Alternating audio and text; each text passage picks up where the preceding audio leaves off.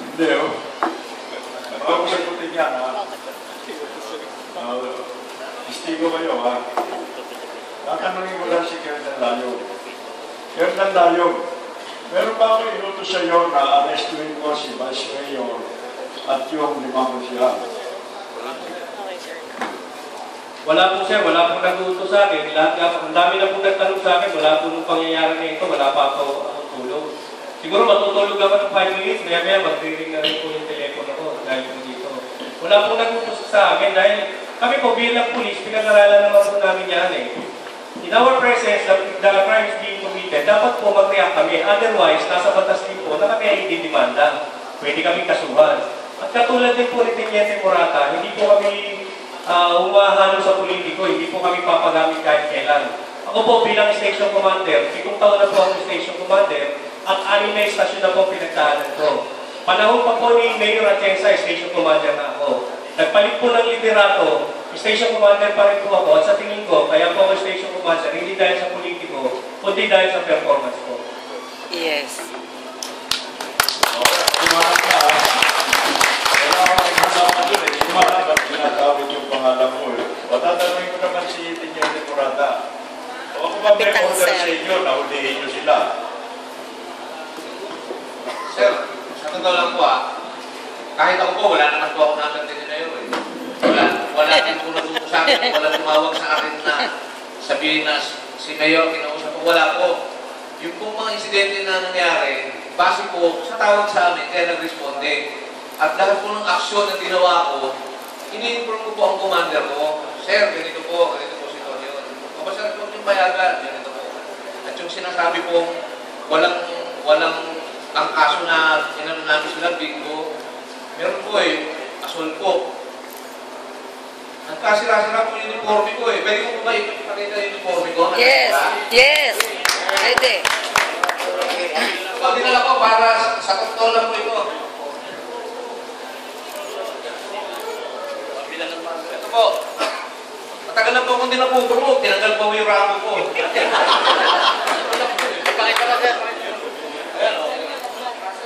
Saan ko kukunin yung mga pasako? Saan ko kukunin yung mga pasako na to? Yung mga sugat ko.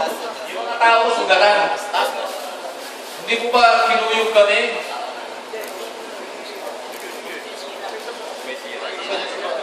Ang sira.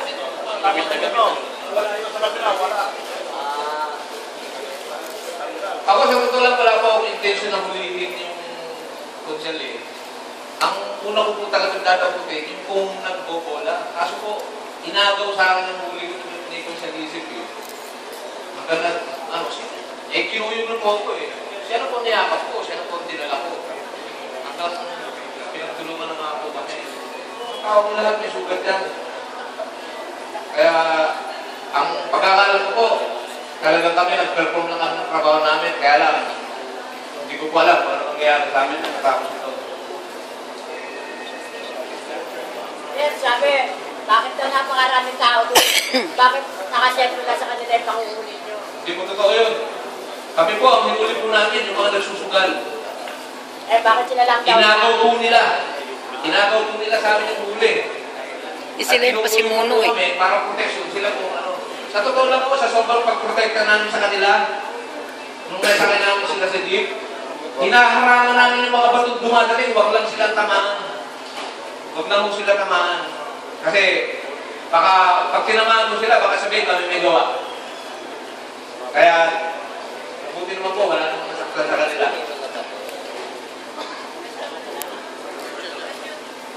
Nabilang mo ba kung ilang ilang? Hindi ko alam eh. Basta, tinatanong ako, nakaupo siya, ginaganon-ganon niya ako. Sa akin, Nyente ha, kaya nag-uminig niya ano niya, ito ha, ano po pangalan mo? Sabi ka lang totoo ha. Sa akin po, okay lang naman eh, sinasabi niya magsabi ako ng totoo eh. Dahil alam ko po sa sarili ko, totoo sinasabi ko. Yes, yes. Eh kaso pag kumatiis, nasasaktan na ako eh. Kaya po kumangal po ako. Sabi ko, sir, kung naman po, nasasaktan po ako, ginagalang po kayo. Kaya si Piskal po, nakikita rin pala, sabi sa akin si Piskal, hindi ako nasasaktan. Dapat sinabi. Pinalipat po niya ako. Inyente, totoo ba na amoy alak? Ano po? Totoo ba na amoy alak si Era? Kasi may nagsasabi lasing eh. Kaya nanggulo sa piskalya. Hindi ko po napansin eh. Siguro po dahil sa sobrang nervous ko rin, dahil malaking tao na yung kaharap ko. Ano ang katotohanan na pinalabas siya ano ang katotohanan na pinalabas siya ng opisina ni Cerezo? Hindi po. Lahat naman kami pinalabas muna. Si Era, nung si Era pinanggugulo na doon. Lahat po kami pinalabas muna. Tapos nung matapos niya po pag-aralan at yung sasabihin na sa amin kung ano yung findings niya, tinawag na lang po kami mga involved. Hindi na po pinapasok yung pag hindi involved. Tiniente, kapag may nagsagawa pa ng panibagong video, which is still to this day, muli nyo pa rin sila. Eh, bawal po yun eh. Basta kung ano po yung bawal, kahit ano po.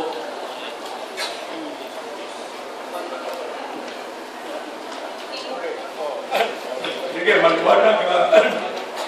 Wala akong ginagaman dito. Dahil na po yung information. Mga 4:20 p.m. Nandun kami sa Teresa Court, Santa Mesa. Nirehabilitate yung Ministerial Office sa imbitasyon ni Congresswoman Sandy Ocampo at mga ibang tao. Mahigit na 1,000 tao ron eh.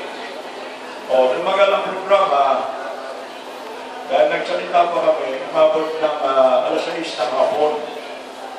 Pagkatapos ng programa, naglakad kami ng 2 kanto dahil nang inaugurate naman ng kasalda.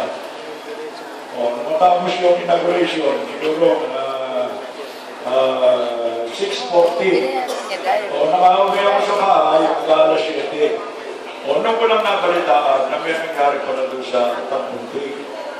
Kaya ginakontak ko si General Gutierrez at tagal ba umakontak para alam ko ano ba nangyari. Yun nga, nireport ko sa akin kung paano nireport ni General Layong. Pero hindi lang maganda dito.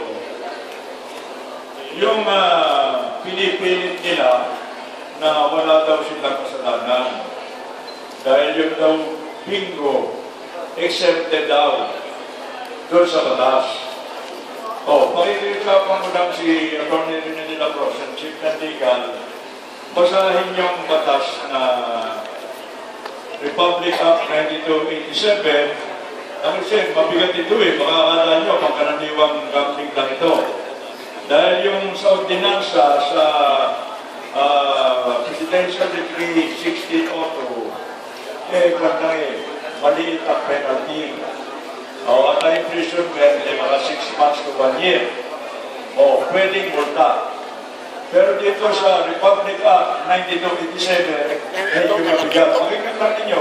Penalty 3 million, 5 million, may 12 million. Dito, pinag-uusapan, meron bang illegal gambling activity o wala na ginawa sa harapan ni General Layong at sa harapan ni Lieutenant Murata?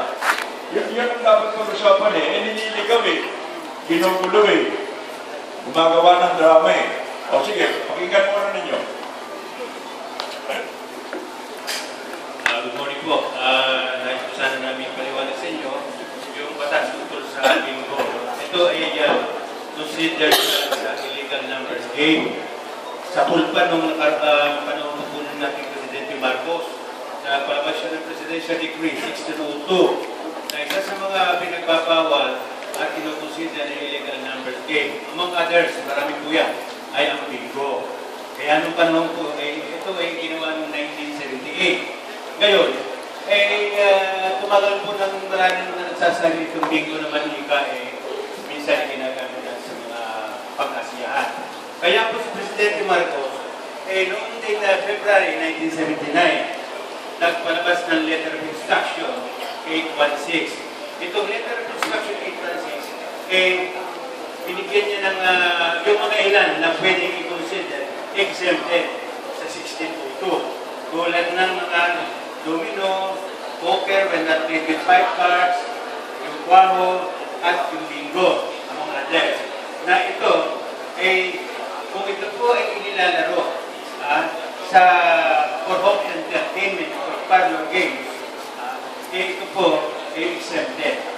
Sa mga tweet, hindi ko consider na sugal na pinaparusahan sa ilalim ng 16.2. At provided, sabi pa nga rito, provided na ito po hindi gagawing yung paglalaro sa bahay na it should not be used everything is not disguised to defeat the intent of the law. So, in other words, bawal din ang pustahan sa mga larong bingo kasi sa mga bahay. Ngayon, ito pong dumating ng 2004, dahil sa maraming mga illegal gambling na nangyayari, nagpasa ang Kongreso ng Republic Act 9287. Dito, lalong pinigting ang parusa, pinataas pa parusa at pinigpit ang sugal. Ang illegal numbers game ay tinagtag. Ang ibig sabihin ng illegal number games ay illegal game activity which uses numbers and combinations as factors in giving out jackpots. So, magbigay ka lang ng jackpot. Basta illegal numbers o combination ng numbers, illegal gambling na po yan. Ngayon, ano ang penalty yan? Depende sa mga participant. Pero ang penalty sa mga taong na cutlers o yung kung tinatawag ng protector ay ang penalty po dyan ay 16 years to 20 years in jail.